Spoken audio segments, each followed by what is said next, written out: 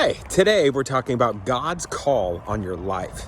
Yesterday I talked about how we can talk to people about Jesus, and that's one of the callings that God has for his life. It's a general call that he's given to all of us. But then there's sometimes where God gives us a specific call. He gives us a specific task to do. And sometimes that specific task that he can give us to do is something that will only take a moment, or it's just one conversation, it's one interaction, it's one task. And once we do that thing, it's over. But then there's other times where God will give us a task that lasts a lifetime.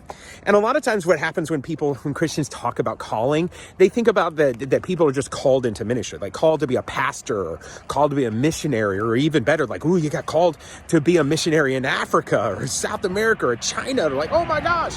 But the thing is that when you're called to those different places, that's not the only type of calling that you can have. And there's not different levels of calling.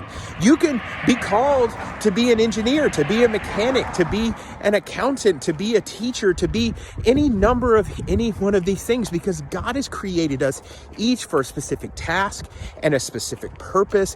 And he put spiritual gifts in us and created our personalities all to do these things, to fit into his plan, ultimately to bring him glory, and bring his kingdom here on earth.